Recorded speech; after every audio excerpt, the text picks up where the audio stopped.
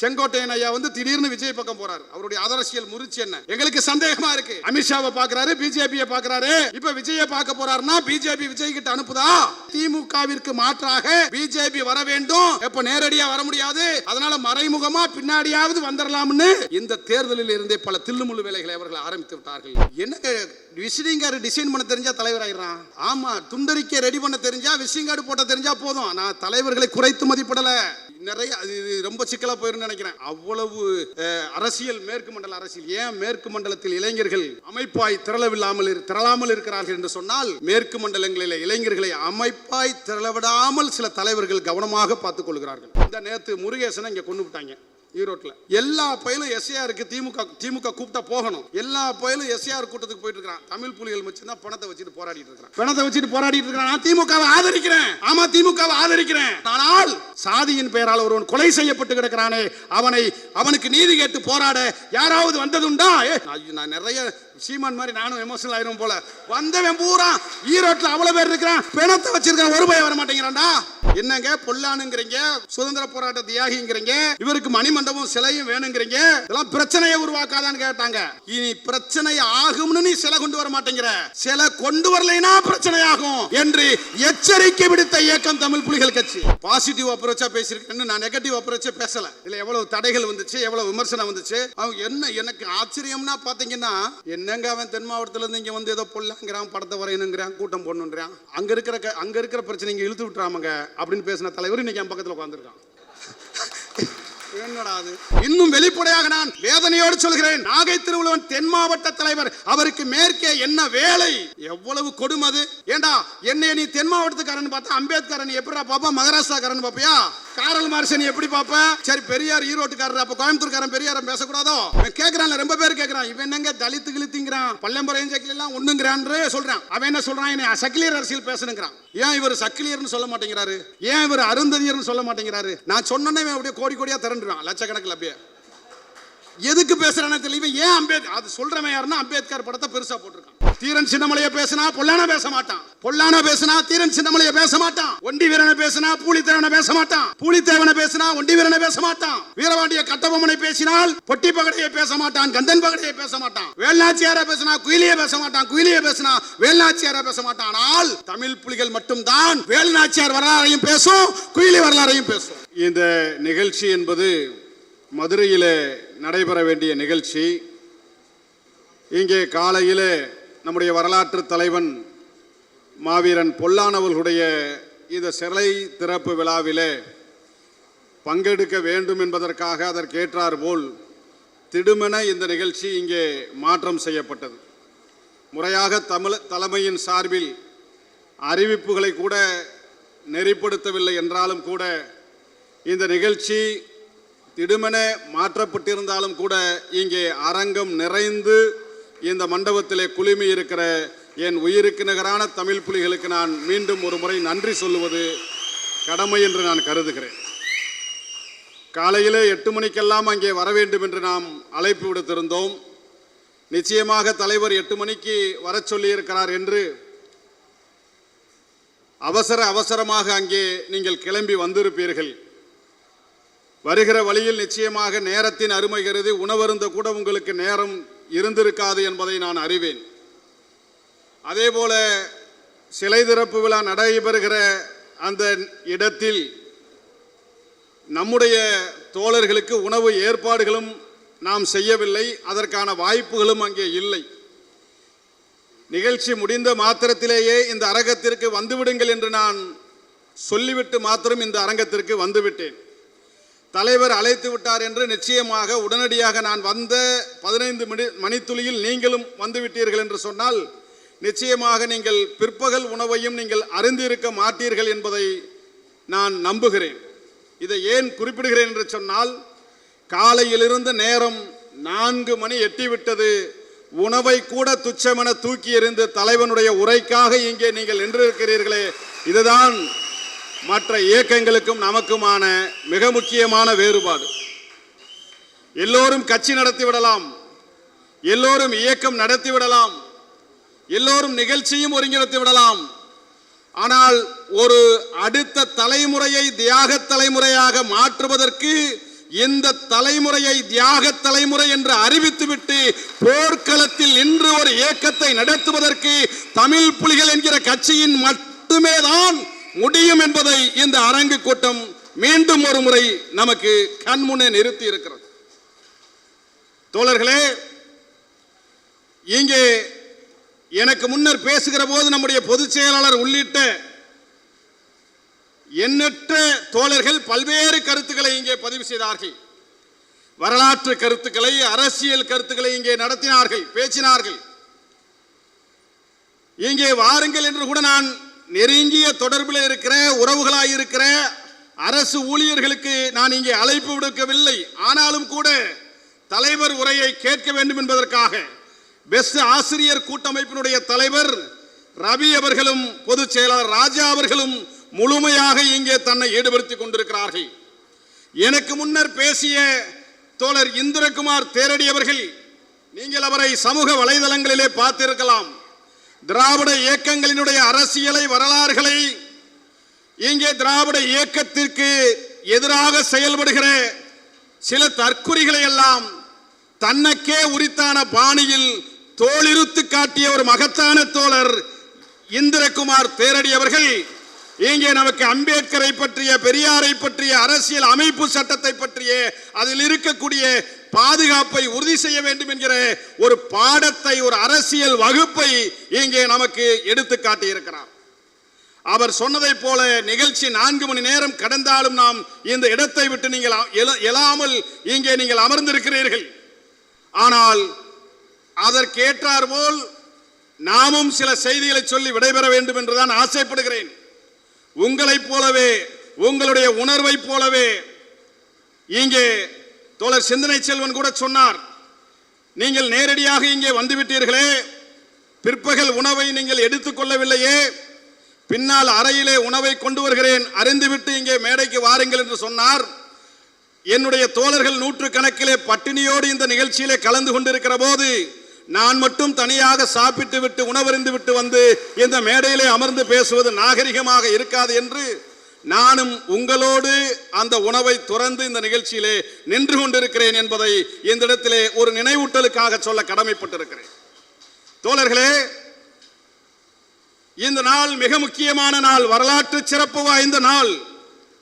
எனவேதான் இந்த நாளிலே நாம் ஒரு இயக்கத்தை முன்னெடுத்திருக்கிறோம். இந்திய துணைக்கண்டத்தின் வரலாற்றில் இந்தியா என்கிற ஒரு நாடு கிடையாது. ஆனால் ஒண்டி வீரன், பொல்லான் போன்ற தலைவர்கள் இல்லாமல் இந்தியா என்பதே கிடையாது என்பதை பறைசாற்றுகிற நாளாக இந்த நாள் இன்றைக்கு நமக்கு அமர்ந்திருக்கிறது. அப்படிப்பட்ட வரலாற்று தலைவனுடைய சிலை திறப்பு விழா நம்முடைய இயக்கத்தின் தொடக்க நாளிலேயே அமைந்திருக்கிறது என்று சொன்னால் அது நம்முடைய உழைப்பிற்கு, தியாகத்திற்கு, போராட்டத்திற்கு கிடைத்த வெற்றி. இதன் மூலமாக வரலாறை எவராலும் திருட முடியாது, வரலாறை எவனாலும் மறைக்க முடியாது என்பதை இந்த நிகழ்ச்சி மீண்டும் ஒரு முறை நமக்கு நிரூபணமாகி இருக்கிறது. என் அன்பிற்குரிய தோழர்களே, இந்திய துணைக்கண்டத்தில் பல்வேறு தேசிய இனங்கள் வசிக்கிறார்கள். பல்வேறு தேசிய இனங்களினுடைய பண்பாட்டை, கலாச்சாரத்தை, அரசியலை, உரிமைகளை பாதுகாப்பதற்கான ஒரு அரசியலை முன்னெடுக்க வேண்டும் என்று சொன்னால் அந்தந்த தேசிய இனத்திற்கான அரசியலை நாம் வலுவாக கட்டியமைக்க வேண்டும் என்கிற அடிப்படையிலே அந்த கட்டமைப்பு என்பது நிரந்தரமான ஒரு விடுதலைக்கான குறியீடாக, தீர்வாக இருக்க வேண்டும் என்கிற அடிப்படையிலே ஈழத்தில் சிங்கள காடையர்களால் அடிமைப்படுத்தப்பட்ட அந்த தமிழர்களுடைய விடுதலையை தீர்மானிக்கக்கூடிய, அந்த விடுதலைக்காக போராடிய மகத்தான தலைவன் பிரபாகரன் பிறந்த நாளிலே ஒரு எளிய மக்களை கட்டி எழுப்புகிற ஒரு இயக்கத்தை நாம் தொடங்கி இருக்கிறோம் என்று சொன்னால் தமிழ் தேசிய அரசியல் வரலாற்றில் தமிழ் புலிகளை நிராகரித்து ஒரு அரசியலை கட்டியமைத்து விட முடியாது என்பதை இந்த கூட்டத்தின் வாயிலாக நாம் நிரூபணம் செய்து கொண்டிருக்கிறோம். அதே பிரபாகரனுடைய பிறந்த நாளிலே தான் நம்முடைய கொள்கை தலைவன் புரட்சியாளர் அம்பேத்கர் அவர்கள் இந்தியாவினுடைய அரசியல் அமைப்பு சட்டத்தை தோழர் இந்திரகுமார் தேரடி அவர்கள் சொன்னதை போல எழுதி சமர்ப்பித்து விவாதித்து திருத்தி ஒரு மகத்தான ஒரு அரசியல் அமைப்பு சட்டத்தை தாரை வார்த்து தந்த நாள் இந்தியாவினுடைய அரசியலமைப்பு சட்ட நாள். இந்த நாள் இந்தியாவினுடைய அரசியல் அமைப்பு சட்டம் ஏற்கப்பட்ட இந்த காலகட்டத்திலே தான் நம்முடைய இன்னொரு தலைவன் தந்தை பெரியார் அவர்கள் இந்தியாவினுடைய அரசியல் அமைப்பு சட்டத்திலே சாதியத்தை மதத்தை பாதுகாக்கிற பிரிவுகள் இருக்கிறது. அரசு போடுகிற ஆணைகளிலே மிக முக்கியமான ஒன்றாக பழக்க வழக்கங்களையும் பின்பற்ற வேண்டும் என்கிற பிரிவு இந்த அரசியல் அமைப்பு சட்டத்தில் இருக்கிறது. பழக்க வழக்கங்களை பின்பற்ற வேண்டும் என்று சொல்லுவது என்பது சாதிய அமைப்பு முறையும் பழக்க வழக்கத்தினால் தான் பின்பற்றப்படுகிறது என்கிற ஒரு நிலை இருக்கிறது. எனவே இது சாதியத்தை பாதுகாக்கக்கூடிய, மதத்தை, சாஸ்திரங்களை, சம்பிரதாயங்களை மீண்டும் ஒரு முறை பாதுகாக்கக்கூடிய வகையிலே இந்த பிரிவுகள் இருக்கிறது. எனவே இந்த பிரிவை நீக்க வேண்டும் என்று தந்தை பெரியார் பலமுறை போராடினார், பேசி வந்தார், மாநாடுகளை நடத்தினார். அதை இந்த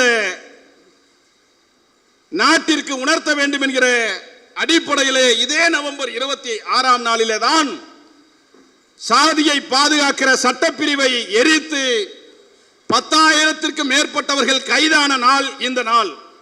ஏறத்தாழ 3000த்திற்கும் மேற்பட்டவர்கள் சிறை கொட்டடையிலே கிடந்து நாங்கள் வெளியே வருவதற்கு பிணை மனுவை கூட தாக்கல் செய்ய மாட்டோம் என்று சிறையிலேயே மடிந்தவர்கள் ஏராளம். சிறையிலே விட்டு வெளியே வந்த 1 மாத காலத்தில் மடிந்தவர்கள் ஏராளம். இப்படி சாதியத்தை தகர்க்கெறிகிற அரசியல் அமைப்பு சட்டத்தை உருவாக்கிய தலைவர் அம்பேத்கர் கொண்டு வந்த சட்டத்தை சட்ட நாளும் என்றுதான் அந்த சட்ட நாளிலே ஒரு சாதியை பாதுகாக்கிற பிரிவை எரித்த தந்தை பெரியாரும் போராடிய நாளும் இந்த நாள் தான். இப்படி இந்த நாளுக்கு எண்ணற்ற வரலாற்று சிறப்புகள் உண்டு. இப்படிப்பட்ட இந்த வரலாற்று சிறப்பு மிக்க இந்த நாளிலே தான் நாம் இயக்கத்தை தொடங்கி ஏறத்தாழ 2008ஆம் ஆண்டு இயக்கத்தை தொடங்கி 17 ஆண்டுகள் நிறைவு பெற்றிருக்கிறோம். 17 ஆண்டுகள் ஒரு இயக்கத்தை நடத்தி கொண்டிருக்கிறோம் என்பது முக்கியமல்ல, மிக திறம்பட நெஞ்சுறுதியோடு போராட்ட வீரியத்தோடு 17 ஆண்டு காலம் இன்னும் நிலையாக அதே வீரியத்தோடு ஒரு இயக்கத்தை கொண்டு செல்வது என்பது சாதாரண செய்தி அல்ல. 15 ஆண்டு காலம் இந்த இயக்கத்தை நாம் நிறுத்தி இருக்கிறோமே, நமக்கு என்ன பின்னணி? நாம் மிட்டா மிராசுகளா? நம்முடைய அப்பனும் தாத்தனும் பண்ணையார்களா, நிலக்கிழார்களா, அல்லது இதற்கு முன்னால் சட்டமன்ற உறுப்பினர்களாக இருந்தவர்களா, பாராளுமன்ற உறுப்பினர்களாக இருந்தவர்களா, அரசியல் ஞானம் பெற்றவர்களா, அம்பேத்கரை தெரிந்தவர்களா, பெரியாரை படித்தவர்களா, காரல் மார்க்ஸை அறிந்தவர்களா என்று சொன்னால் நம்முடைய தலைமுறைக்கு முந்தைய தலைமுறையிலே இது எதுவுமே இல்லாத தலைமுறையாக இருந்த காலம். நம்முடைய அப்பனும் தாத்தனும் பாட்டனும் பூட்டனும் எம்ஜிஆரை தலைவர் என்று நம்பிய காலம். நம்முடைய அப்பனும் தாத்தனும் பாட்டனும் பூட்டனும் ஜெயலலிதாவை தலைவர் என்று நம்பிய காலம். இப்படிப்பட்ட காலத்திலே தான் இந்த விளிம்பு நிலை சமுதாயத்திலே பிறந்து சொல்லுகிறார்களே, செருப்பு தைக்கிற சாதி, மலமல்லுகிற சாதி என்று இழிவுபடுத்தப்படுகிறார்களே, இப்படிப்பட்ட ஒரு கீழ்நிலையில இருக்கிற ஒரு சமூகத்திலே பிறந்து இந்த சமூகத்தினுடைய மாற்றத்திற்காக மட்டுமல்ல, ஒட்டுமொத்த தமிழ் தேசிய அரசினுடைய மாற்றத்திற்காக ஒரு இயக்கத்தை உருவாக்கி இருக்கிறோம் என்று சொன்னால் அதை 17 ஆண்டு காலம் மிக திறம்படையாக நாம் நடத்தி கொண்டிருக்கிறோம் என்று சொன்னால் இது எந்த இயக்கத்தாலும் நடத்த முடியாத ஒன்று. இது யாராலும் செய்து முடிக்காத சாதனை ஒன்று. இயக்கம் 2008 தொடங்கிய போது இங்கே தோழர்கள் சொன்னார்கள், அப்பொழுதுதான் நமக்கு சின்னஞ்சிறிய வயசு கோளாறுல கட்சி ஆரம்பிக்கிறான், ஆர்வ கோளாறுல கட்சியை ஆரம்பிக்கிறான், இவெல்லாம் எத்தனை நாளைக்கு நிலைத்து விட போகிறான், எத்தனை நாளைக்கு இவன் நீடித்து விட போகிறான் என்றெல்லாம் கேலி செய்த தலைவர்கள் உண்டு, கேலி செய்த தோழர்கள் உண்டு, நம்பாத தோழர்கள் உண்டு, தலைவர்கள் உண்டு. ஆனால் யாரெல்லாம் கேலி செய்தார்களோ, யாரெல்லாம் நம்பிக்கை இழந்து விமர்சனம் செய்தார்களோ அவர்களை எல்லாம் கடந்து இன்றைக்கு தவிர்க்க முடியாத தமிழகத்தினுடைய இயக்கமாக தமிழ் புலிகள் கட்சி நிலைத்து நின்றிருக்கிறது என்று சொன்னால் இந்த 17 ஆண்டு காலம் இயக்கத்தினுடைய தோழர்கள் செய்த தியாகம் இங்கே நான் நினைவு கூற வேண்டிய தேவை இருக்கிறது. இந்த இயக்கத்தில் மிக தீவிரமாக தன்னை இணைத்துக் கொண்டு அல்லும் பகலும் உணவருந்தாமல் தேநீரை மட்டுமே உணவாக ஏற்றிக்கொண்டு 2008 காலம் முதல் பல ஆண்டுகளாக இந்த இயக்கத்தில் இருந்து குடும்பத்தை மறந்து களப்பணி செய்த பல தோழர்கள் நம்மை விட்டு மறைந்திருக்கிறார்கள். எத்தனையோ தோழர்கள், நம்முடைய தோழர்கள் சிறைக்கு சென்றிருக்கிறார்கள். குண்டர் சட்டம், தேசிய பாதுகாப்பு சட்டம் என்கிற ஒரு சட்டங்களை இவர்கள் உள்வாங்கி இருக்கிறார்கள். அவர்கள் மீது இந்த அரசு கேந்திரங்கள் பாய்ச்சிருக்கிறது. மிக மிக மிக கீழான ஒரு சமுதாயத்தில் இருந்து போராடுகிற ஒருவனை குண்டர் சட்டத்தில் அடைத்தால், தேசிய பாதுகாப்பு சட்டத்தில் அடைத்தால் கிட்லிஸ்ட் சொல்லுவான். இப்ப கூட நேத்து கூட சந்திரசேகர் பேர்ல கிட்லிஸ்ட் ஓபன் பண்ணியிருக்கிறான். ஆனா வருஷத்துக்கு ஒரு கிட்லிஸ்ட் ஓபன் பண்ற ஒரே கட்சி நம்ம கட்சி தான். கிட்லிஸ்ட் ஓபன் பண்ணிக்கிட்டே இருக்கிறான், போலீஸ் தேடிக்கிட்டே இருக்கிறான், வீட்டுக்கு வந்துகிட்டே இருக்கிறான். ஏன்? இவன் மட்டும்தான் சொல்ற பேச்ச கேட்காம 18 வருஷத்துக்கு முன்னாடி எந்த கோபத்தோட எந்த வீரியத்தோட எப்படி கொடும்பாவி எரிச்சானோ, எப்படி ரயில மறிச்சானோ, எப்படி பேருந்தை உடைத்தானோ, எப்படி பேருந்தை எரித்தானோ, எப்படி காவல்துறையை எதிர்த்து பேசினானோ, எப்படி உரிமைகளை நிலைநாட்ட களத்தில் நின்றானோ, அதே வேகத்தோடு இன்னும் நிற்கிறானே, இவன் அடங்க மறுக்கிறானே என்பதற்காக என் மீது கிட்லிஸ்ட், என் மீது கிட்லிஸ்ட் தொடங்கிக் கொண்டே இருக்கிறார்கள். தொடங்குங்கள், தொடங்குங்கள். பல தலைவர்கள் சொன்னார்கள், வழக்குகளை வாங்கி சிறைக்கு செல்லுங்கள் என்று ஒரு தலைவர் பேசுகிறாரே, அது முறையா என்று கேட்டார்கள். சிறைக்கு செல்ல வேண்டும் என்பதற்காகவே இயக்கம் தொடங்கிய இயக்கம் என்று நான் பேசியது உண்டு. ஆனால் சிறைக்கு செல்ல வேண்டிய தேவை எனக்கு ஏன் ஏற்பட்டது? நான் என்னுடைய உரிமையை கேட்கிறேன், தரமறுக்கிறாய். தரமறுக்கிற போது அதை தட்டி பறிக்க வேண்டிய இடத்தில் நான் நிற்கிற காரணத்தினால் தட்டி பறிக்கிறேன். போலீஸ் என்னை தட்டி தூக்குகிறது, போலீஸ் என் மீது வழக்கு போடுகிறது. எவன் என்னை இழிசாதி என்று சொன்னானோ, எவன் என்னை கீழ்சாதி என்று சொன்னானோ, அவன் இன்றைக்கு சொல்லுகிறானே, இவர்கள் எல்லாம் ஏதோ புலிகள் என்று இயக்கம் வைத்திருக்கிறார்களாம் என்று இன்றைக்கு அஞ்சி தள்ளி நின்று நம்முடன் எச்சரிக்கையாக அணுகுகிறானே. அந்த அணுகுமுறை எங்களுடைய தியாகத்திற்கு கிடைத்தது. எங்கள் இயக்கம் தொடங்கிய காலத்திற்கு முன்பாக சேரிகளிலே, எங்கள் வீதிகளிலே எங்கள் பெண் பிள்ளைகளை கேலி செய்த காலங்கள் உண்டு. என்னுடைய அப்பனை தாத்தனை கடன் தர மறுக்கிறாயே, பணம் தர மறுக்கிறாயே, வட்டி தர மறுக்கிறாயே என்று தூக்கி சென்று கொடுமைப்படுத்திய காலம் உண்டு. ஆனால் புலிகள் தொடங்கிய பிறகு என் மீது எவன் கை வைக்க நினைக்கிறானோ, அவன் கை வைப்பதற்கு முன்னாகவே அவனை கை வைத்து தாக்குகிற அளவிற்கான ஒரு போர் குணமிக்க வீரர்களை, இளைஞர்களை நாம் தயார் செய்திருக்கிறோம். எனவே இது மிக மிக வரலாற்றில் மிக முக்கியமான ஒன்று தோழர்களே. அப்படி வீரநடை போட்டுக் கொண்டு வந்திருக்கிற நம்முடைய இயக்கம் செய்த சாதனைகள் ஏராளம். தமிழ் புலிகள் கட்சி தமிழ் தேசிய அரசியல் வரலாறாக இருக்கட்டும், தாழ்த்தப்பட்ட மக்களுக்கான அரசியல் வரலாறாக இருக்கட்டும், அருந்ததியர் மக்களுக்கான அரசியல் வரலாறாக இருக்கட்டும், ஒடுக்கப்பட்ட, பிற்படுத்தப்பட்ட, புறக்கணிக்கப்பட்ட சாதிகள் எந்த சமூகத்தினுடைய அரசியல் வரலாறாக இருக்கட்டும், இவையெல்லாம் தமிழ் புலிகள் கட்சியினுடைய தொடக்கத்திற்கு முன்பு, தொடக்கத்திற்கு பின்பு என்று பிரிக்கக்கூடிய அளவிற்கு மகத்தான சாதனைகளை செய்த இயக்கம் தமிழ் புலிகள் கட்சி. வரலாறு உண்டா? இன்றைக்கு வரலாறுகளை நாம் பட்டியலிட்டு போகலாம். நம்முடைய இயக்கம் 2008 தொடங்கிய காலத்திற்கு முன்பு எத்தனையோ இயக்கங்கள் இங்கே மண்ணிலே களமாடின. ஒடுக்கப்பட்ட மக்களுக்காக, இந்த ஒடுக்கப்பட்ட மக்களிலும் ஒடுக்கப்பட்ட மக்களாக இருக்கிற இந்த அருந்ததியர் மக்களுக்காக என்றெல்லாம் சொல்லி எத்தனையோ தலைவர்கள், எத்தனையோ இயக்கங்கள் இன்னும் களமாடினார்கள், இப்பொழுதும் களமாடுகிறார்கள், இனிமேலும் களமாடுவார்கள். அதுதான் சொன்னேன், யாரு வேணாலும் கட்சி நடத்தலாம், ஆனா தமிழ் புலிகள் கட்சி மாதிரி ஒரு கட்சியை யாராலுமே நடத்த முடியாது. சொன்னனே, காலையில இருந்து 5-4:30 மணியாச்சு இன்னும் சாப்பிடாம உட்கார்ந்து இருக்கிறானே, இப்படிப்பட்ட ஒரு தொண்டன் எந்த கட்சிக்காவது கிடைத்திருப்பானா?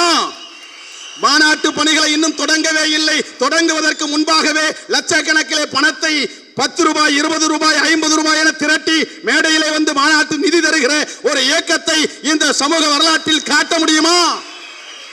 எந்தவித எதிர்பார்ப்பும் இன்றி தினக்கூலியாக சென்று வந்த அந்த வருமானத்தை பெற்றுக் கொண்டு வாகனங்களை ஒரே நாள் இரவிலே எடுத்துக்கொண்டு இன்றைக்கு நூற்றுக்கணக்கிலே இந்த கூட்டத்தில் அமர்ந்திருக்கிற இந்த வரலாறு வேறு எந்த இயக்கத்திற்காவது உண்டா?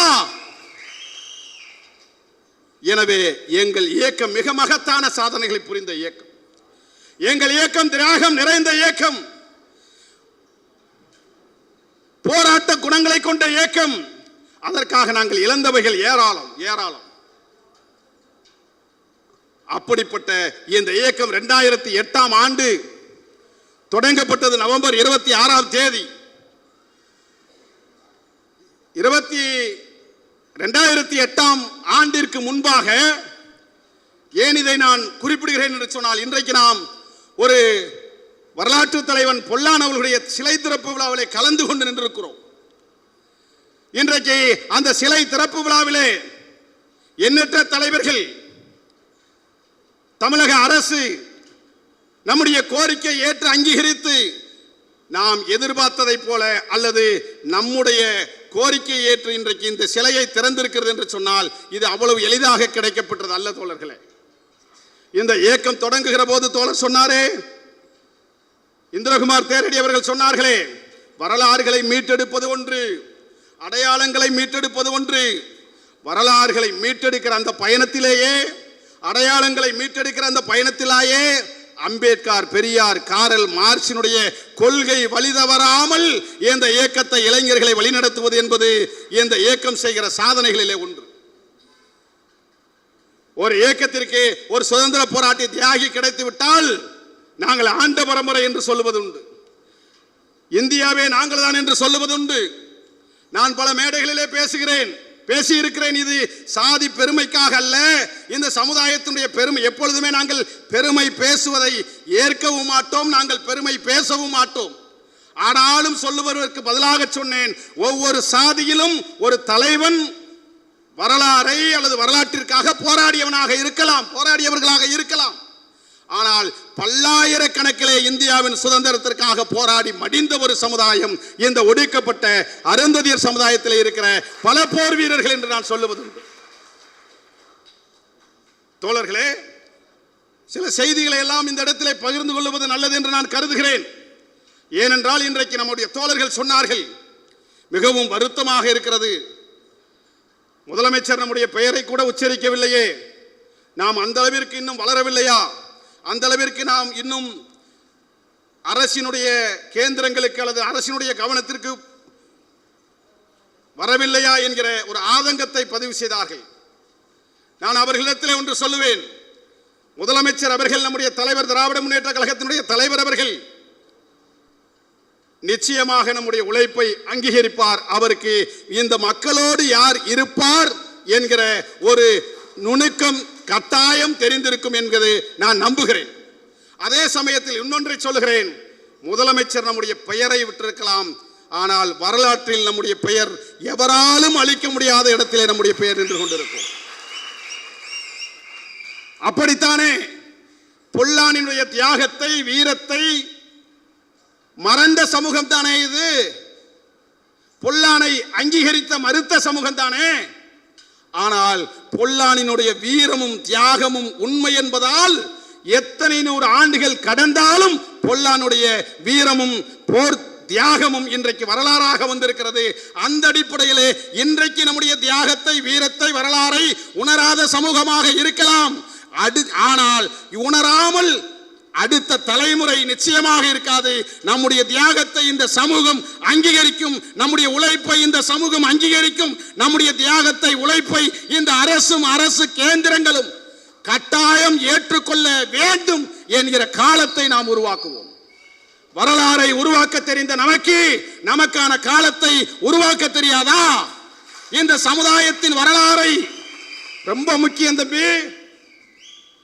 இந்த சமுதாயத்துக்கு வரலாறு இருக்கான்னு கேட்டான். வரலாறு இருக்குன்னு மட்டும் நான் சொல்லல, வரலாறை திருத்தி எழுதிய ஒரு இயக்கம் தமிழ் புலிகள் கட்சி. நீ என்னடா என்னுடைய வரலாறை தீர்மானிப்பது? என்னுடைய வரலாறை எவன் சொல்லுவது? நான் மொழியால் பிறமொழியாளன் என்று சொல்லுகிறான். என்னை சொல்லுவதற்கு நீ யார் என்று கேள்வியை நெத்தியிலே அடித்ததை போல, அல்லது சொன்னவனே அச்சப்படுகிற அளவிற்கான ஒரு போரை, ஒரு அறிவிப்பை, ஒரு எச்சரிக்கையை விடுத்த ஒரு இயக்கம் தமிழ்நாட்டில் இந்த தமிழ் புலிகள் கட்சியை தவிர வேறு இயக்கம் உண்டா?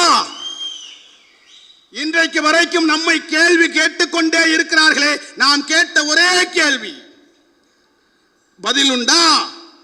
ஏனென்றால் எவனாலும் பதில் சொல்ல முடியாத அளவிற்கு தான் நம்முடைய போர் தந்திரங்கள் இருக்கும், நம்முடைய வரலாற்று கேள்விகள் இருக்கும். அப்படி எண்ணற்ற செய்தியில் நாம் சொல்லிக்கொண்டே போகலாம் தோழர்களே. இப்படித்தான் நம்முடைய இயக்கம் உருவானது, இப்படித்தான் நம்முடைய இயக்கம் நகர்ந்து கொண்டிருக்கிறது தோழர்களே. மிக முக்கியமான அரசியல் யதார்த்தங்களை, நிகழ்வுகளை நான் பகிர்ந்து கொள்ள வேண்டும். 2008 நம்முடைய இயக்கம் தொடங்குவதற்கு முன்பாக அரசியல் நிலவரங்கள் என்ன? ஒண்டி வீரனை பற்றி, குயிலியை பற்றி, பொல்லானை பற்றி, பொட்டி பகடையை பற்றி, கந்தன் பகடை, முத்தன் பகடை, இப்படி ஏராளமான போர் வீரர்களுடைய வரலாறுகளை அங்கொன்றும் இங்கொன்றுமாக நாம் பேசிக் கொண்டிருந்த காலம். ஆனால் பேசியதற்கு ஏதேனும் சான்றுண்டா? அந்த சான்றை நாம் முறையாக எடுத்து வைத்தோமா? அந்த ஆவணங்களை நாம் சேகரித்தோமா என்று சொன்னால் பேசிக் கொண்டிருந்த காலம், அதிலும் உறக்க பேசாத காலம் நின்று கொண்டிருந்தது.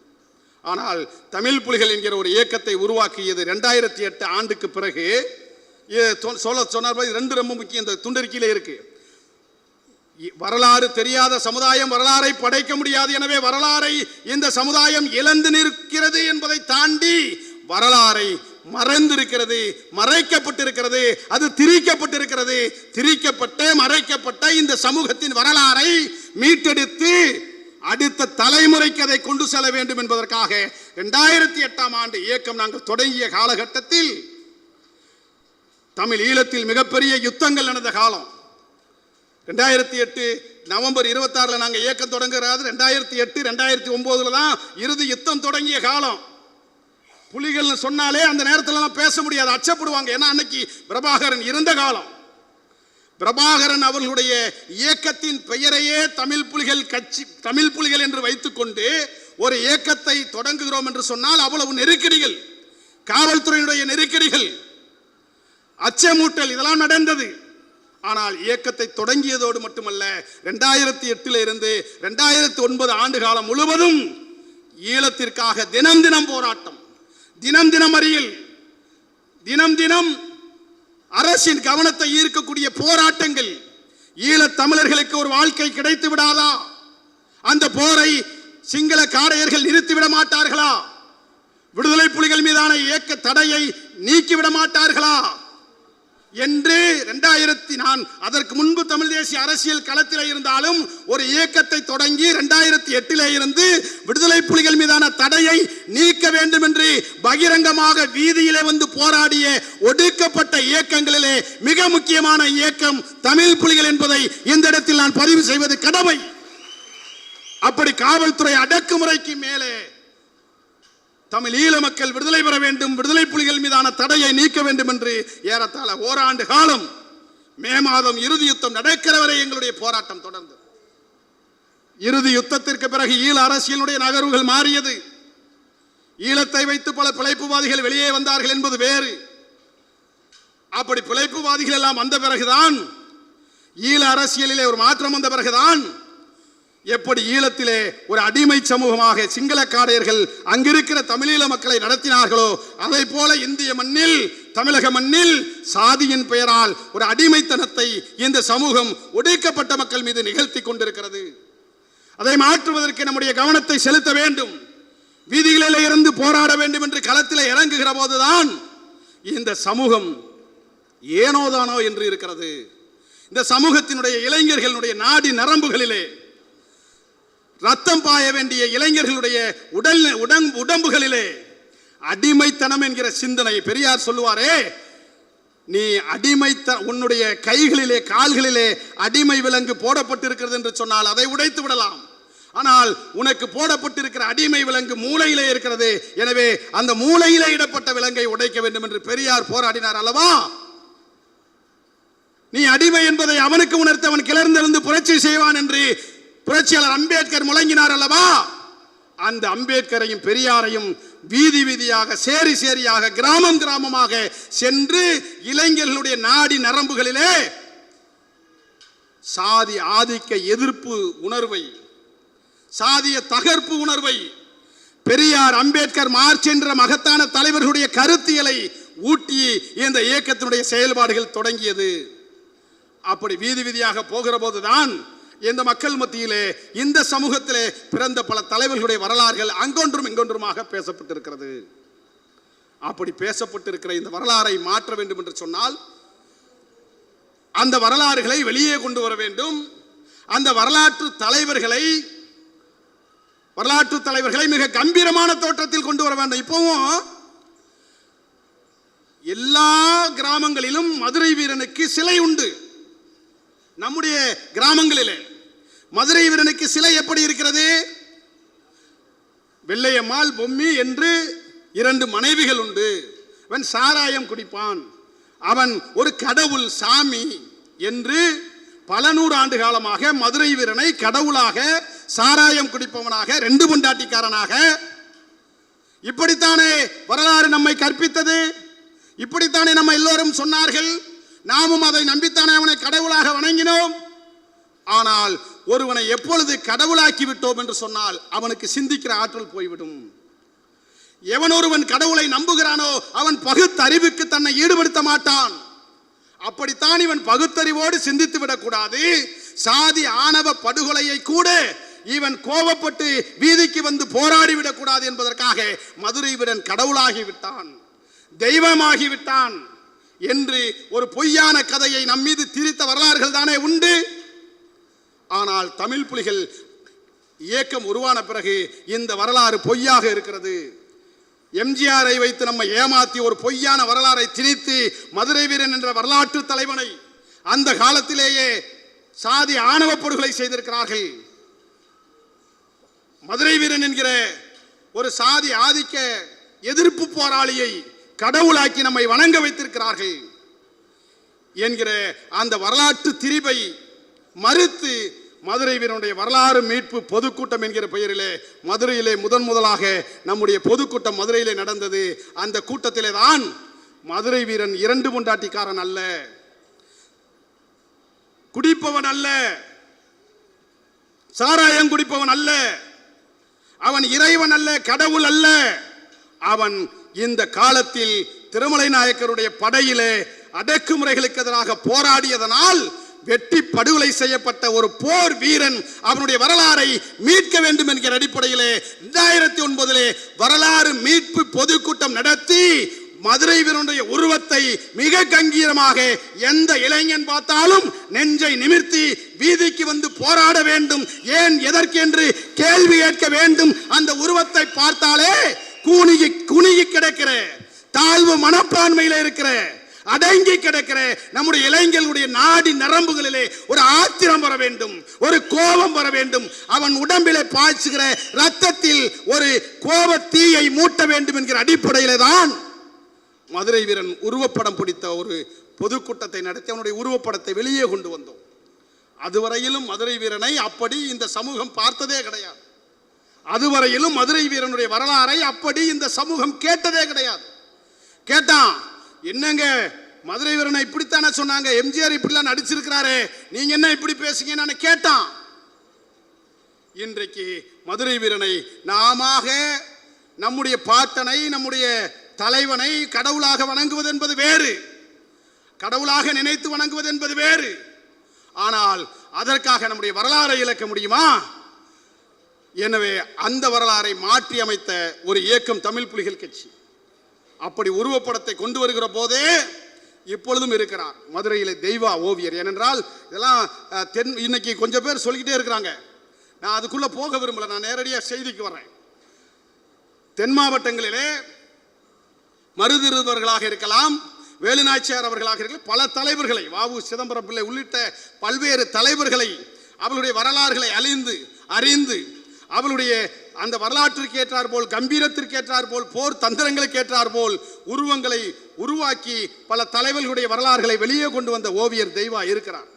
அவரிடத்திலே முதலாக மதுரை வீரனுக்கு ஒரு உருவப்படத்தை இப்படி நீங்கள் நிறுவ வேண்டும், இதுதான் அவனுடைய வரலாறு என்று சொன்னபோது அவரே ஆட்சி ஏற்பட்டார். நானே மதுரை வீரனை பொம்மி வெள்ளியம்மாளோடு தானே பார்த்துருக்கிறேன், அந்த உருவம் ரொம்ப குள்ளமாக கம்பீரமாக இல்லாமல் எப்படியோ இருக்குமே என்றெல்லாம் கூட சொன்னார். ஆனால் உண்மை வரலாறை எடுத்து சொல்லி ஒரு உருவத்தை கொண்டு வருகிற போதே, இது மட்டுமல்ல, எங்கள் சமூகத்திலே, இந்த ஒடுக்கப்பட்ட இந்த சமூகத்திலே ஒண்டி வீரன், கந்தன் பகடை, முத்தன் பகடை, பொட்டி பகடை, பொல்லான், தில்லான், குயிலி போன்ற எண்ணற்ற போராளிகள் மடிந்திருக்கிறார்கள். இவர்களுடைய உருவங்களை எல்லாம், இவர்களுடைய வரலாறுகளை அறிந்து நீங்கள் கொண்டு வர வேண்டும் என்று 2008 பேசினோம், 2009 பேசினோம். ஒவ்வொன்றாக கொண்டு வந்துவிடலாம், எனக்கு கால அவகாசம் தாருங்கள், அப்படி என்றால் முதலில் மதுரை வீரனை கொண்டு வாருங்கள் என்று நாங்கள் பேசினோம். அந்த மதுரை வீரன் வரலாறு மீட்பு பொதுக்கூட்டத்திற்கு பிறகு அங்கே பல தலைவர்களுடைய உருவம் தொடர்ந்து வெளியே வர தொடங்கியது. நாங்கள் தொடங்கினோம், ஆனால் பல தலைவர்கள் கொண்டு வந்தார்கள். ஒண்டி வீரனுடைய படத்தை, குயிலினுடைய படத்தை எல்லாம் கொண்டு வந்தார்கள். இப்படி கொண்டு வந்த பிறகு மதுரை வீரனை உருவத்தை பொறித்து மதுரை வீரன் போராளிக்காக சில ஆர்ப்பாட்டங்கள், போராட்டங்கள், பொதுக்கூட்டங்கள் நடந்தது. ஒண்டி வீரனுடைய உருவத்தை அதே போல கம்பீரமாக கொண்டு வந்தோம். அப்போதான் ரொம்ப முக்கியம், இன்னைக்கு இதெல்லாம் அடுத்த தலைமுறைக்கு தெரியாம கூட போயிடக்கூடாதுங்கிறதுக்காக சொல்றோம். தென் மாவட்டங்களிலே மிகப்பெரிய அரசியல் ஓடும்.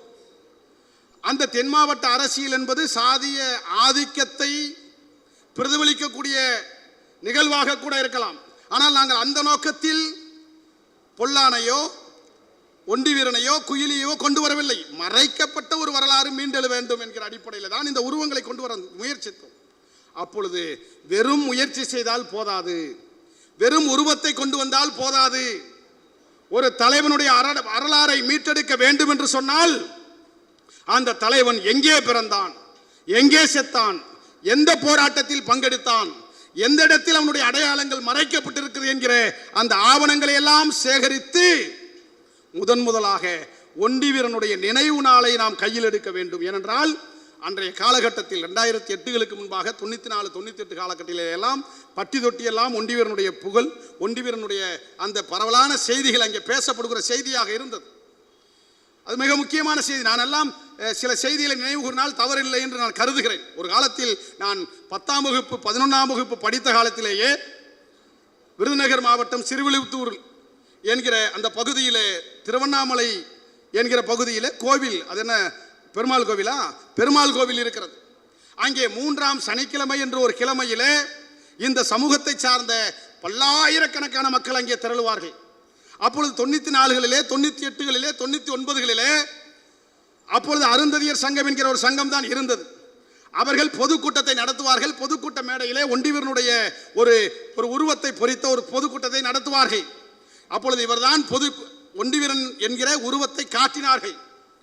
ஆனால் அந்த பொதுக்கூட்டம் முடிந்த பிறகு அந்த ஒண்டிவீரனுடைய அந்த உருவப்படத்தை எடுத்து கொண்டு வந்து இதைவிட ஒரு கம்பீரமான தோற்றத்தில் நாம் முன்னெடுக்க வேண்டும், இதைவிட இந்த உருவத்தை பார்த்தால் இளைஞர்கள் எழுச்சி கொள்ள வேண்டும் என்கிற அடிப்படையிலே அந்த உருவப்படத்தை வரைய வேண்டும் என்று நாங்கள் கற்பனை செய்த காலம். அதெல்லாம் படிக்கிற காலத்திலே, 11ஆம் 12ஆம் படிக்கிற காலத்திலேயே பல கிராமங்களுக்கு சென்று ஒண்டிவீரனை சொன்னால்தான் மக்களை அமைப்பாக்க முடியும் என்கிற நிலையெல்லாம் கூட இருந்தது.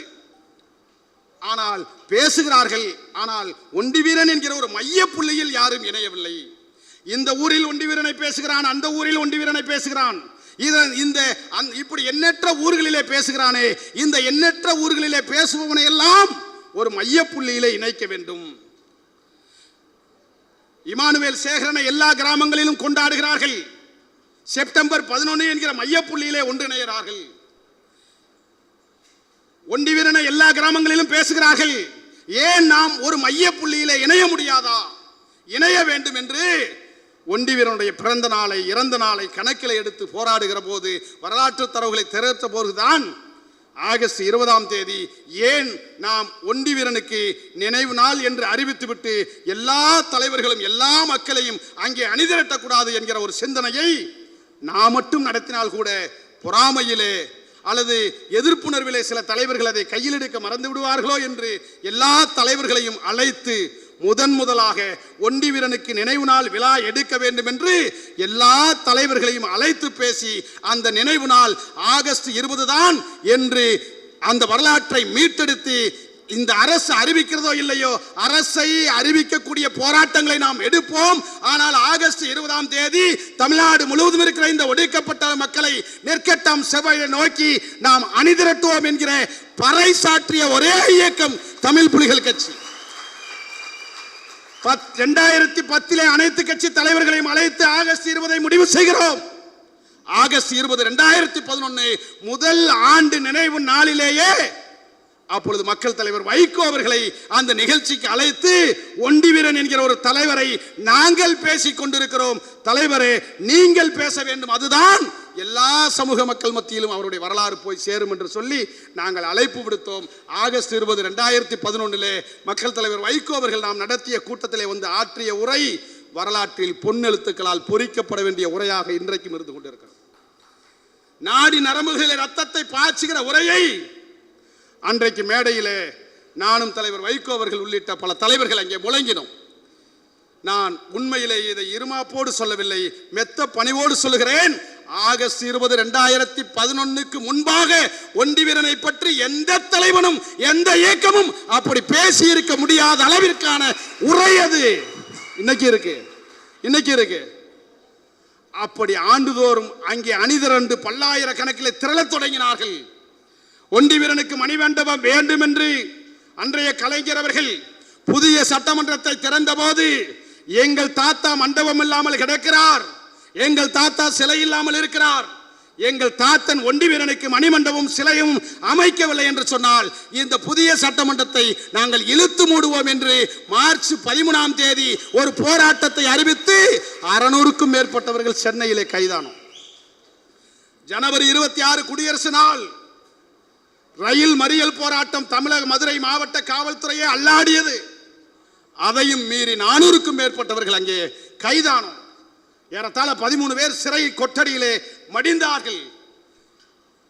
ஒடுக்கப்பட்ட மக்கள் வரலாற்றில் ஒண்டி வீரன் மணிமண்டபத்திற்காக சிலைக்காக முதலில் சிறை சென்ற இயக்கம் தமிழ் புலிகள் கட்சி என்பதை யாராவது மறந்துவிட முடியுமா? எல்லாருமே வரலாறு மீட்டான்றான்,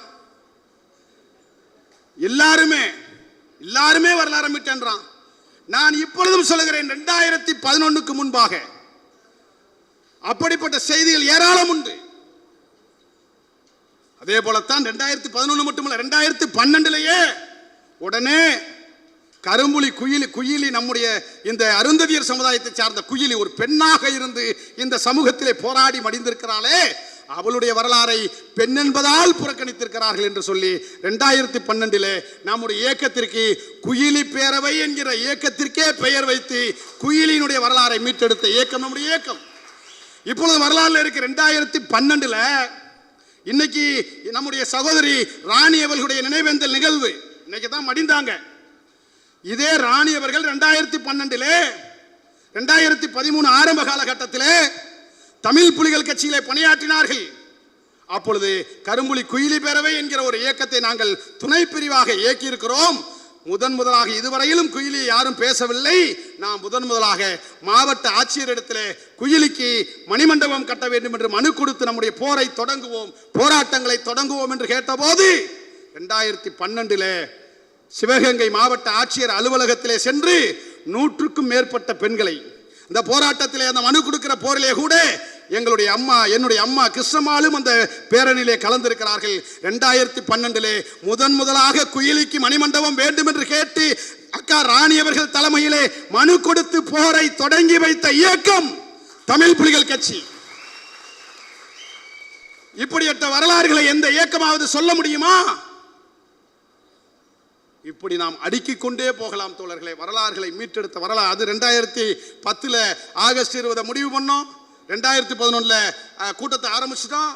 2013 அங்கே நினைவில் அழிச்சிட்டாங்க. அப்புறம் குயிலியை தொட்டதை கடந்து போவதில்லை. நம்முடைய போராட்டம் மார்ச் 13ஆம் தேதி நடந்தது. மார்ச் 19ஆம் தேதி முதல் சட்டமன்ற கூட்டத்தொடரிலேயே கலைஞர் அவர்கள் இந்த மணிமண்டபம் நிறுவப்படும் என்கிற அறிவிப்பை அன்றைக்கு தமிழக முதல்வர் கலைஞர் அவர்கள் அறிவித்தார்கள். அப்பொழுது கூட அவர்கள் நினைவு சின்னம் தான் அறிவித்தார்கள். போராடாத யார் யாரோ நினைவு சின்னம் என்று மகிழ்ச்சியாக வரவேற்று போஸ்ட் அடித்தார்கள். நாங்கள் தான் சொன்னோம், திராவிட முன்னேற்ற கழகத்தை நாங்கள் ஆதரிக்கிறோம், கலைஞரை மதிக்கிறோம். அதென்ன பிற சாதியிலே பிறந்த தலைவர்களுக்கு மணிமண்டபம், இந்த ஒடுக்கப்பட்ட சாதியிலே பிறந்தவருக்கு நினைவு சின்னமா? கலைஞரே, நீங்கள் அறிவிப்பை திரும்ப பெறுங்கள், கலைஞர் அவர்களே நினைவு சின்னத்தை நீங்கள் மணிமண்டபமாக மாற்றுங்கள் என்று போராடிய ஒரே இயக்கம் தமிழ் புலிகள் கட்சி என்பது வரலாறு சொல்லும். எல்லாம் தரவுகள் இல்லாம பேச மாட்டோம், ஒவ்வொன்றிற்கும் ஆதாரங்கள் உண்டு. ராணி அவர்கள் தலைமையிலே சிவகங்கையிலே மனு அளித்த அந்த போராட்டமாக இருக்கலாம், புதிய சட்டமன்றத்தை இழுத்து மூடுகிற போராட்டமாக இருக்கலாம், ஆகஸ்ட் 20 தீர்மானித்த அந்த வரலாறாக இருக்கலாம். இப்படி எண்ணற்ற வரலாறு தடங்களை பதித்த இயக்கம் தோழர்களே. அப்பதான் 2012-13 வாக்கிலே நாங்க பல தலைவர்களை எடுத்தோம். தென் மாவட்டங்களிலே ஒண்டி வீரனை வைத்து மிகப்பெரிய எழுச்சியை கிளர்ச்சியை நாங்கள் உருவாக்கினோம். அப்பொழுதுதான் யோசித்து, அப்பொழுதுதான் இங்கே இப்படிப்பட்ட வரலாற்றின் மூலமாக இளைஞர்களை தயார் செய்ய முடிகிற போது, எழுச்சி கொள்ள வாய்ப்பு இருக்கிற போது, ஏன் அடர்த்தியாக இருக்கிற மேற்கு மண்டலங்களிலே இப்படிப்பட்ட ஒரு தலைவன் பொல்லான் என்று ஒருவன் இருக்கிறாரே, அவருடைய வரலாறுகளை நாம் ஏன் கொண்டு வரக்கூடாது என்று அன்றைக்கு நாங்கள் முடிவு செய்து தீரன் சின்னமலையினுடைய வரலாறுகளை புரட்டி பார்க்கிறோம். ரொம்ப முக்கியம். இன்னைக்கு சிலை திறப்பு விழாங்கிறதுனால இதை நான் பேச வேண்டியதாக இருக்கு. 2014 2013 மேற்கு மாவட்டங்களில் கவனம் போகுது. தென் மாவட்டத்தில் இளைஞர்கள் சாரசாரியா கிளம்புறாங்க. இதே கிளர்ச்சியை, இதே எழுச்சியை மேற்கு மண்டலங்களிலே உருவாக்க வேண்டும் என்பதற்காக 2013-14 வாக்குகளே அப்பொழுது ஒருங்கிணைந்த ஈரோடு மாவட்டமாக இருந்த போது சிந்தனை செல்வன் அவர்களுடைய இருசக்கர வாகனத்தில் ஏறத்தாழ 10-15 நாட்கள் இங்கே நாங்கள் தங்கியிருந்தோம். தங்கி கிராமம் கிராமமாக சென்று ஒண்டிவீரன் என்கிற ஒரு தலைவன், பொல்லான் என்கிற ஒரு தலைவன் தீரன் சின்னமலை அவளுடைய படைப்பிரிவிலே இருந்ததாக சொல்லப்படுகிறதை, அவளுடைய வரலாறுகளை சேகரிக்க வேண்டும் என்று சொல்லி இன்றைக்கு இருக்கிற இந்த பகுதி பூரா நல்லமங்கம் பாளையமாக இருக்கட்டும், தெங்கம்பாளையமாக இருக்கட்டும், ஓடா நிலையாக இருக்கட்டும், இந்த கிராமங்கள் பூரா அப்பதாங்க கொல்லான் வலசுன்னு ஒரு ஊரை பார்க்கிறோம். ஏன் பொல்லான் வலசுதான் மறுவை கொல்லான் வலசாக மாறியிருப்பதற்கான தரவுகள் இருக்கிறது என்றெல்லாம் பல ஆய்வுகளை மேற்கொண்டு அப்பொழுது பொல்லானவர்களை பற்றி வரலாற்றில் ஒரு செய்தியாக பதிவு செய்த வரலாற்று ஆசிரியர் புலவர் ராசு ஐயா அவர்களை அந்த காலகட்டத்தில் 2015 அவருடைய இல்லத்திலே சென்று நேரிலே சந்தித்து பேசுகிறோம். அப்பதான் அவர் கிட்டத்தட்ட 1.5 மணி நேரம் 2 மணி நேரம் புலவர் ராசு அவர்களோட பேசுகிறோம். பேசுகிற போது நிறைய தரவுகள் இருக்கு தம்பி. பொல்லான் கூட செய்திகளை ரகசியமா தில்லான் என்கிற ஒரு பகடை மூலமாக கொண்டு போன வரலாறுகள் எல்லாம் உண்டு, செய்தியெல்லாம் உண்டு. என்னைக்கு தீரன் சின்னமலை கைது செய்யப்பட்டாரோ, பிடிபட்டாரோ, அன்றைக்குத்தான் பொல்லான் கொலை செய்யப்பட்டிருக்கிறான். ஆக இதெல்லாம் நாங்கள் புலவர் ராசையா அவர்களோடு, அங்க இருக்கிற வாரிசுகளோடு, பல்வேறு கிராமங்களோடு பகுதி பகுதியாக 10 நாட்களாக தங்கி ஆய்வுகளை மேற்கொண்டு அந்த தரவுகளின் அடிப்படையில், ஆய்வுகளின் அடிப்படையில் இப்படிப்பட்ட ஒரு கம்பீரமான தலைவனுக்கு ஒரு கம்பீரமான உருவம் இல்லையே என்று முதலாக பொல்லானுக்கு குதிரையுடன் கூடிய முழு உருவத்தை பொறித்த ஒரு வரலாற்று படம் என்று சொல்லலாம். அந்த படத்தை 30/7/2016 முதலாக கொண்டு வந்த இயக்கம் தமிழ் புலிகள் கட்சி. அதுதான் பொல்லானுக்கு உருவம் கொடுத்த முதல் வரலாற்று பதிவு. இன்னைக்கும் கூட நம்முடைய அந்த உருவப்படத்தை ஒட்டித்தான் சிலை அமைந்திருக்கிறது. தமிழக அரசை நாங்கள் பாராட்ட ஏராளமான செய்திகள் உண்டு, பின்னால் வருகிறேன். ஆனா 2016 இந்த படத்தை கொண்டு வரதுக்கு முன்னாடியே எப்படி குயிலிக்கு ஒரு மனு கொடுத்து போராட்டத்தை தொடங்கினோமோ, அதை போல பொல்லானுக்கும் ஒரு மனுவை கொடுத்து இந்த போராட்டத்தை தொடங்க வேண்டும் என்று அன்றைக்கு அவர் இளவேனில் அவர் தோழர்கள் தலைமையில் ஒரு மாவட்ட ஆட்சியரை சந்தித்து 14/3/2016 கலெக்டர்கிட்ட ஒரு மனு கொடுக்குறோம். அப்பதான் கலெக்டர் அப்பெல்லாம் படம் கூட வரையல, மனுவை தான் கொடுக்குறோம். குயிலிக்கும் அப்படித்தான், படம் வர்றதுக்கு முன்னாடியே மனுவை கொடுத்துட்டோம். என்னங்க புதுசா ஒரு தகவலை கொண்டு வரீங்க, இருக்கிற பிரச்சனை பத்தாதான்னு கேட்கிறான். ஏற்கனவே இங்க கொங்கு மண்டலத்தில் என்ன அரசியல் நடக்குன்னு நினைக்கும், என்னங்க பொல்லானுங்கிறீங்க, சுதந்திர போராட்ட தியாகிங்கிறீங்க, படைப்பிரிவு தலைவர்ன்றீங்க, இவருக்கு மணிமண்டபம் சிலையும் வேணுங்கிறீங்க. இதெல்லாம் பிரச்சனையை உருவாக்காதான்னு கேட்டாங்க. அப்போ ஒருவேளை எங்களுடைய வரலாற்று தலைவனை கொண்டு வந்தா பிரச்சனை ஆகுங்கிறதுனால தான் நீங்க எங்களுக்கு சிலையும் மணிமண்டபம் தரம் இருக்கிறீங்களா அப்படி கேள்வி கேட்டோம். அப்பதான் சொன்னோம், இனி பிரச்சனை ஆகும்னு நீ சிலை கொண்டு வர மாட்டேங்கிற, சிலை கொண்டு வரலைன்னா பிரச்சனை ஆகும் என்று எச்சரிக்கை விடுத்த இயக்கம் தமிழ் புலிகள் கட்சி. அதான் உருவத்தை பரிச்சன்ன அப்படியே ரங்கம்பாளையத்தில் ஒரு பொதுக்கூட்டம், மிக முக்கியமான பொதுக்கூட்டம். அது செப்டம்பர் 17 தந்தை பெரியார் பிறந்தநாள் அன்னைக்கு 2017. அப்போ நிறைய தலைவர்கள் அங்கே அழைச்சி பேசியிருந்தோம். அதில் தான் நம்முடைய இயக்கத்தின் சார்பில் நாம் ஆற்றிய உரை மிக முக்கியமான உரை. யார் இந்த பொல்லான், எப்படி தரவுகளை வெள்ளையரிடத்தில் இருந்து எடுத்து சென்று தீரன் சின்னமலை இடத்திலே கையளிக்கிறார், எப்படி தீரன் சின்னமலையுடைய உயிரை காப்பாற்ற பல போராட்டங்களை முன்னெடுத்தார் என்கிற தரவுகளை எல்லாம் 2014 செப்டம்பர் 17 ரங்கம்பாளையத்தில் நடந்த பொதுக்கூட்டத்திலே ஆற்றிய உரை பொல்லான் வரலாற்றில் இந்த சமூக தலைவர்கள், இந்த சமூக இயக்கங்கள் ஆற்றிய முதல் உரை என்று நான் இங்கே பதிவு செய்ய விரும்புகிறேன். அது மட்டுமல்ல தோழர்களே, அது மட்டுமல்ல, அடுத்த டிசம்பர் 28 பொல்லான் டிசம்பர் 28 பிறந்தார். யாரையும் கேட்கல, நாங்கள் முடிவு பண்ணிட்டோம். ஏன்னா ஆகஸ்ட் 20 எல்லாத்தையும் கேட்டோம். ஆனா மேற்கு அரசியல் வேற யாருக்கு, அதனால யாரையும் கேட்க வேண்டியதில்லை. 28 பொல்லான் பிறந்தாரு. போடுறா பொதுக்கூட்டத்தை. அரச்சலூர்ல பொல்லான் பிறந்த நாள் டிசம்பர் 28 நாளில் அரச்சலூரிலே பொதுக்கூட்டம், வரலாறு மீட்பு பொதுக்கூட்டம். அந்த வரலாறு மீட்பு பொதுக்கூட்டத்திலே தமிழ் புலிகள் கட்சியின் சார்பிலே நாம் ஆற்றிய உரை இன்றைக்கும் சமூக வலைதளங்களிலே உண்டு. டிசம்பர் 28 2017 முன்பாக இந்த சமூகத்திலே மட்டுமல்ல, எந்த சமூகத்தில் பிறந்தவனாவது அல்லது எந்த இயக்கத்தில் பிறந்த ஒரு பிரதிநிதியாவது பொல்லானை பற்றிய ஒரு பார்வை, பொல்லானை பற்றிய ஒரு மேடை பேச்சுகளிலே பொல்லானை பற்றிய வரலாறுகளை ஆற்றிய உரை ஒன்றே ஒன்றை யாராவது காட்ட முடியுமா? நான் பேசுறேன், 2017 அரச்சலூர்ல பேசுறேன். சுத்தி இருக்கிற கடைக்காரங்கெல்லாம் யாராவன் பொல்லான் உண்மையிலேயே இப்படி எல்லாம் போராடி இருப்பானான்னு கேட்கிறான். அதுல மிகப்பெரிய கொடுமை, இப்ப வாரிசுன்னு அடையாளம் காட்டப்பட்டது இல்லை. நான் ரொம்ப மெத்த பணிவோட சொல்றேன், நீதான் வாரிசு என்று வாரிசை அடையாளப்படுத்திய கட்சி தமிழ் புலிகள் கட்சி. வாரிசை கூப்பிட்டு தான் படத்தை நாங்கள் அறிமுகப்படுத்துறோம். ஆக பொல்லானுக்கு வாரிசு யார், பொல்லான் எங்கே பிறந்தார், பொல்லான் எங்கே செத்தார், எங்கே கொலை செய்யப்பட்டார் என்கிற வரலாறை கொண்டு வந்த இயக்கத்தில் அரச்சலூர் பொதுக்கூட்ட மேடை பேச்சை நீங்கள் கேட்டால் தெரியும். கேட்குறான், பாவம் பொல்லான் வாரிசுலாம் நடுங்கி நிற்கிறேன். என்னங்க, கறி வித்த தெரியும், தடி வித்த தெரியும், வில் வித்த தெரியும், கம்பு சட்டை தெரியும், துப்பாக்கி சுட தெரியும், என்னென்னமோ சொல்றீங்களே, இதெல்லாம் எங்க தாத்தா செஞ்சாரான்னு. ஏய், இதை விட பெருசா செஞ்சிருக்கிறாரு. மறைச்சிட்டான். ஏன் அவன் துப்பாக்கி தான் சுடுமா, நம்ம துப்பாக்கி சுடாதா? அவன் வாழ் தான் வெட்டும், நம்ம வாழ் வெட்டாதா? அவனுக்கு தான் சிலம்பாட்டம் தெரியும், நமக்கு தெரியாதா? அவருக்குத்தான் தடிவித்தை தெரியும், நமக்கு தெரியாதா?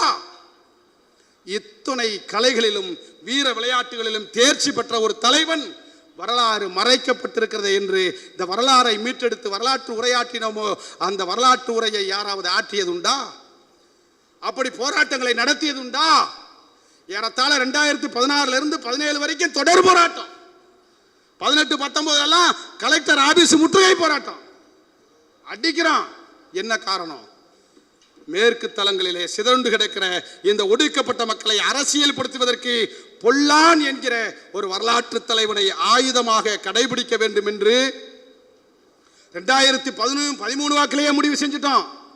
அதுக்கு முன்னாடி பொல்லானை கொண்டு வரதுக்கு முன்னாடி, அப்ப இப்பெல்லாம் வேற கோணத்தில் பார்க்கப்படுது. ஆனா நாங்க யாரும் தெரியுமா? பொல்லானை கொண்டு வரதுக்கு முன்னாடியே முதல்ல தீரன் சின்னமலை வரலாறு படிக்கிறோம். தீரன் சின்னமலை மிகப்பெரிய வரலாற்று சாதனைகளை செஞ்சிருக்கிறார். வெள்ளை ஏகாதிபத்தியக்கு அடங்க மறுத்திருக்கிறார்.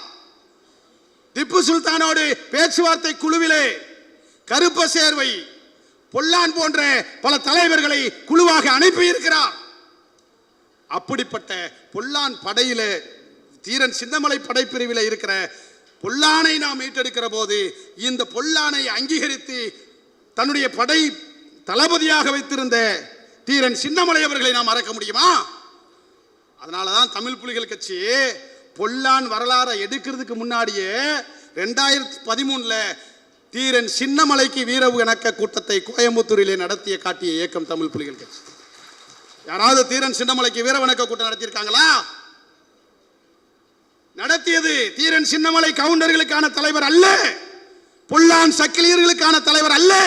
2 பெரும் தலைவர்களும் இந்த தேசத்தின் விடுதலைக்காக போராடியவர்கள் என்று பறைசாற்றுகிற ஒரே இயக்கம் தமிழ் புலிகள் கட்சி. அவன் பேசுவான், தீரன் சின்னமலையை பேசினா பொல்லான பேச மாட்டான், பொல்லான பேசினா தீரன் சின்னமலையை பேச மாட்டான், ஒண்டி வீரனை பேசினா பூலித்தேவனை பேச மாட்டான், பூலித்தேவனை பேசினா ஒண்டி வீரனை பேச மாட்டான், வீரபாண்டிய கட்டபொம்மனை பேசினால் பொட்டி பகடையை பேச மாட்டான், கந்தன் பகடையை பேச மாட்டான், வேல்நாச்சியாரை பேசினா குயிலியை பேச மாட்டான், குயிலியை பேசினா வேல்நாச்சியாரை பேச மாட்டான். ஆனால் தமிழ் புலிகள் மட்டும்தான் வேல்நாச்சியார் வரலாறையும் பேசும், குயிலி வரலாறையும் பேசும்.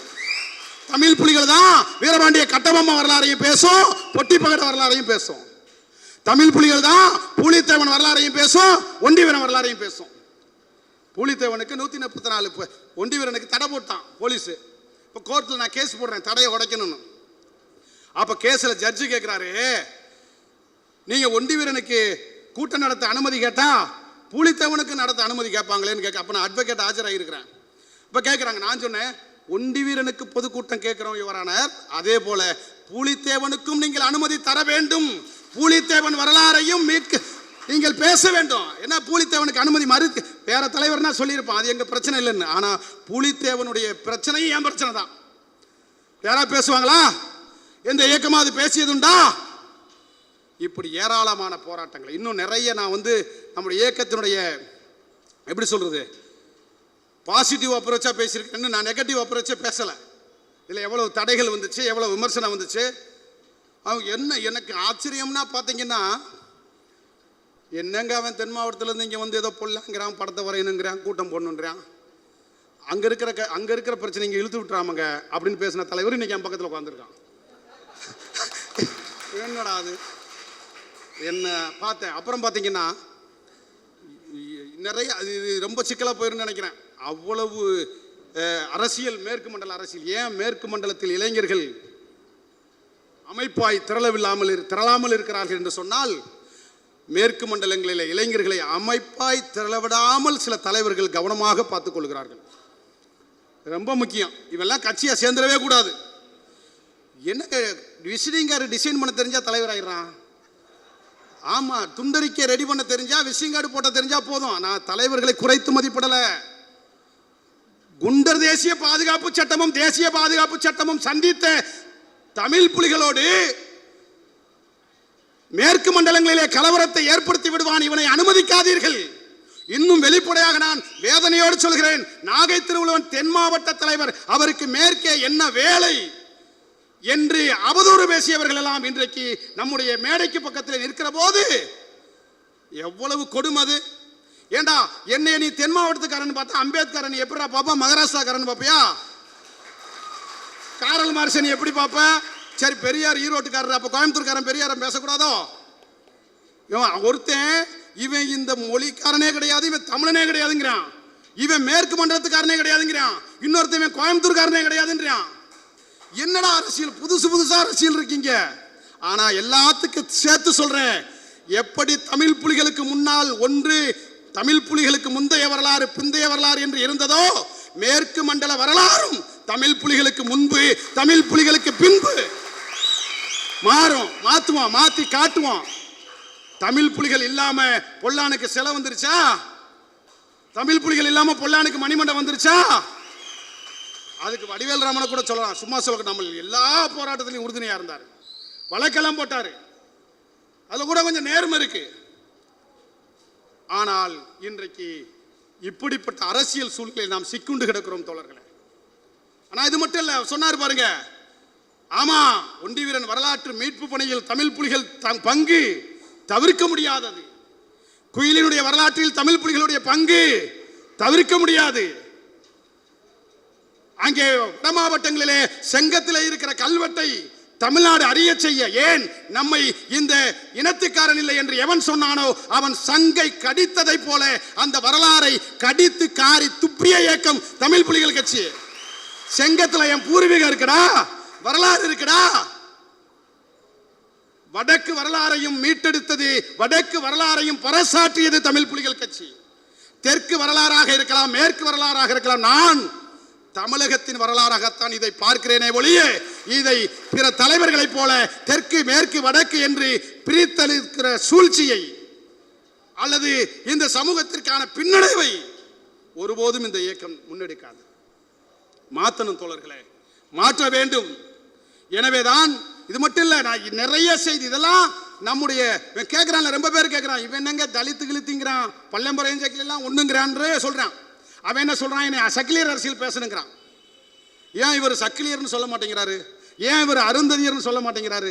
நான் சொன்னே அப்படியே கோடி கோடியா திரண்டுறான், லட்சக்கணக்கில். அப்படியே எதுக்கு பேசுறானே தெரியல. ஏன் அம்பேத்கர் அது சொல்றவன் யாருன்னா அம்பேத்கர் படத்தை பெருசா போட்டிருக்கான். நாகை திருவுளம் ஏன் சக்கிலியர்னு சொல்ல மாட்டேங்கிறாருன்னு சொல்றவன் அம்பேத்கர் படத்தை பெருசா போட்டிருக்கான். அம்பேத்கர் என்ன சாதிடா? அம்பேத்கர் என்ன சாதி? மகர் சாதிக்கும் சக்கிலியனுக்கும் சம்பந்தம் உண்டா?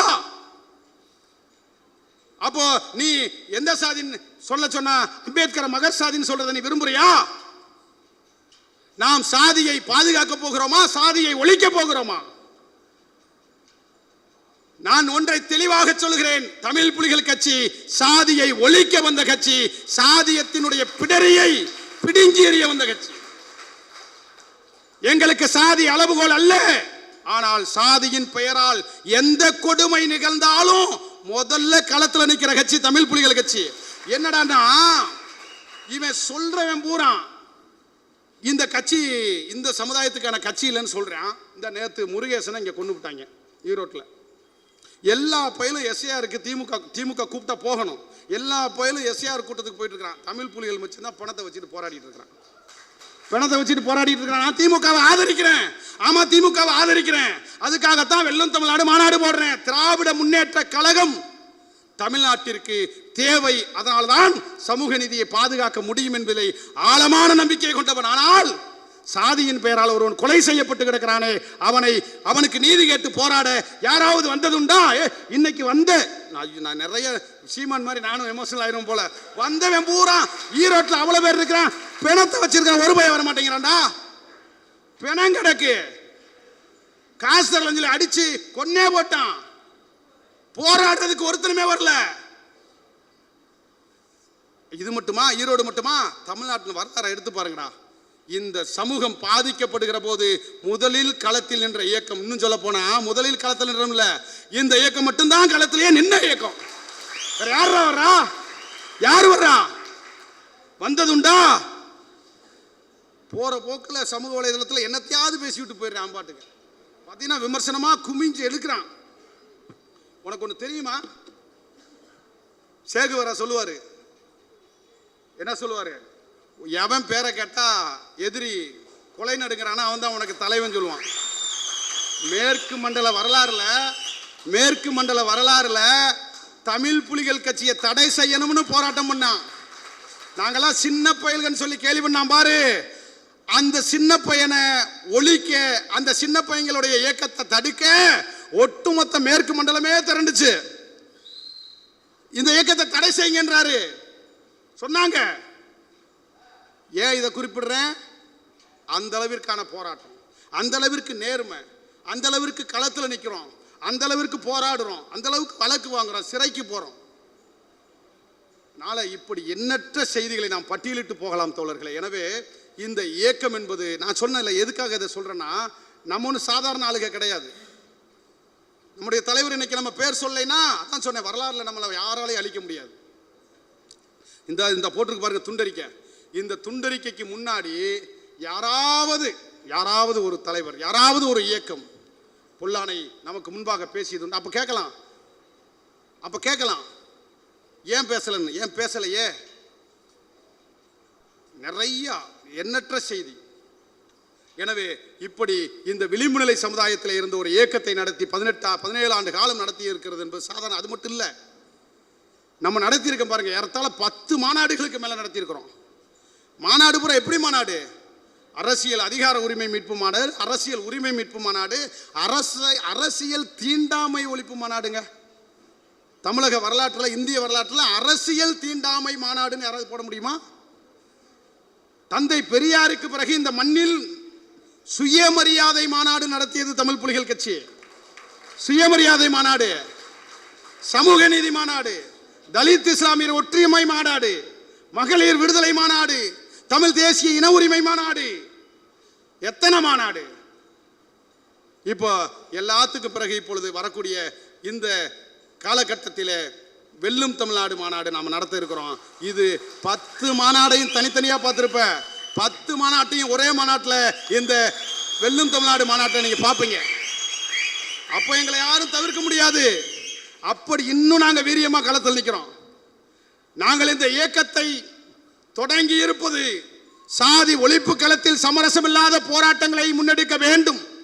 நம்முடைய கொள்கை தலைவர்களாக அம்பேத்கர், பெரியார், காரல் மார்க்ஸ் போன்ற தலைவர்களை முன்னிறுத்தி அவருடைய கொள்கைகளை, கருத்துக்களை இளைஞர்களிடத்தில் பரப்ப வேண்டும் என்றுதான் இந்த இயக்கத்தை நாம் படைகட்டி நடத்தி கொண்டிருக்கிறோம். அந்த அம்பேத்கரிய, பெரியாரிய, மார்க்சிய சிந்தனைகளுக்கு, கொள்கைகளுக்கு நட்பு சக்தி யார், பகை சக்தி யார் என்பதை நாங்கள் அறிவித்து விட்டு வந்திருக்கிறோம். என்றென்றைக்குமே இந்துத்துவ சித்தாந்தம், சங் பரிவாரிகள் எங்களுக்கு எதிரிகள், அவர்களை எதிர்த்து வீழ்த்துவது எங்கள் கடமை என்கிற உணர்வோடு நாங்கள் களத்தில் நிற்கிறோம். சங் பரிவார சக்திகள் இன்றைக்கு நவம்பர் 26 அரசியலமைப்பு சட்ட நாள் இல்லையா? அம்பேத்கர் சமத்துவம், சமூக நீதி, ஜனநாயகம் என்கிற கோட்பாட்டுகளுக்கு ஏற்றார் போல ஒரு அரசியலமைப்பு சட்டத்தை கொண்டு வந்திருக்கிறார். அரசியலமைப்பு சட்டம் மனிதனுக்கு மனிதன் சமம் என்று சொல்லுகிறது. ஆனால் மனுதர்ம கோட்பாட்டிற்கு இந்த அரசியலமைப்பு சட்டம் எதிராக இருக்கிறது. எனவே அம்பேத்கர் கொண்டு வந்த அரசியல் அமைப்பு சட்டத்தை ஒழித்து திருத்தி எழுத சில சங்பரிவார்கள், பிஜேபியை போன்றவர்கள் எல்லாம் மிக தீவிரம் காட்டி வருகிறார்கள்.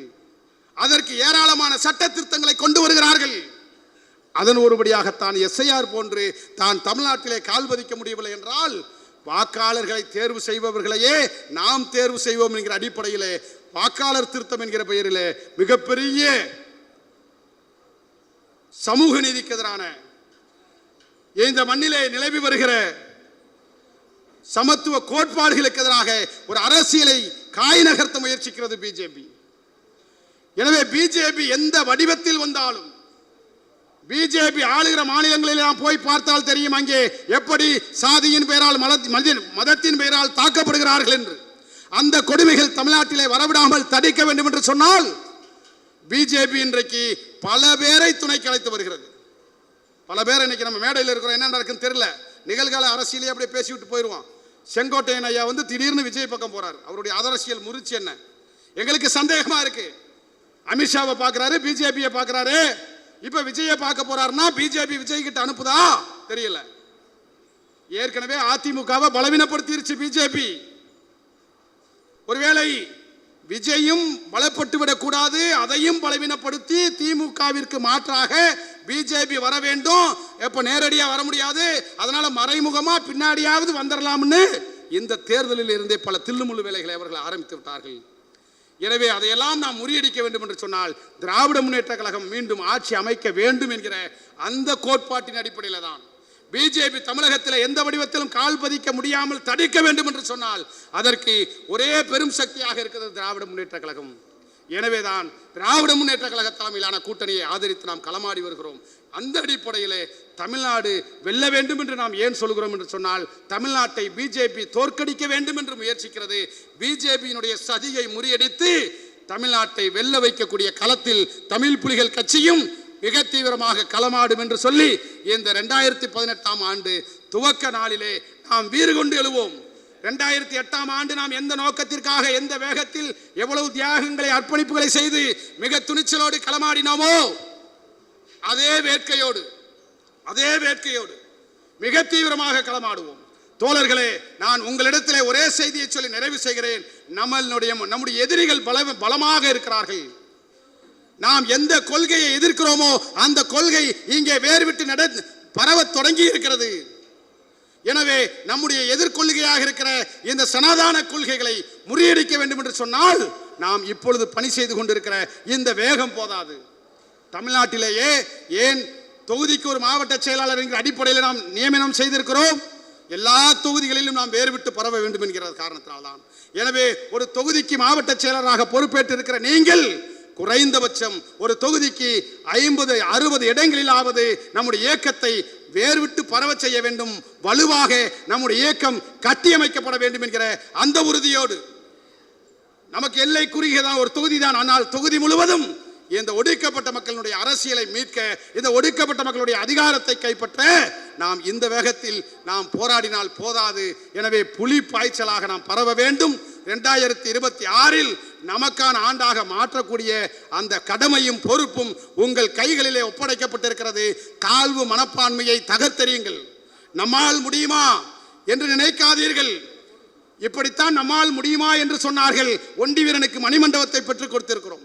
நம்மால் முடியுமா என்று கேட்டார்கள். குயிலிக்கு சிலை அமைக்க காரணமாக இருந்திருக்கிறோம். நம்மால் மேற்கு தளங்களில் இதெல்லாம் சாத்தியமா? அதெல்லாம் முடியாதுங்க.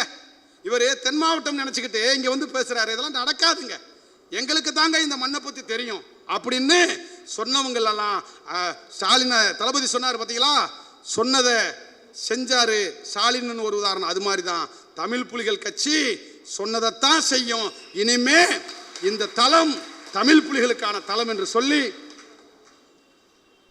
இவ்வளவு நேரம் 5 மணி ஆயிடுச்சு, இவ்வளவு நேரமும் பொறுமையாக பசியோடு காத்திருந்த உங்கள் அனைவருக்கும் நெஞ்சார்ந்த நன்றியை சொல்லி, வீறு கொண்டு எழுவோம், புலிகளாய் எழுவோம், நம்முடைய அரசியல் அதிகாரத்தை மீட்போம் என்று சொல்லி இந்த கூட்டத்தை நிறைவு செய்கிறேன்.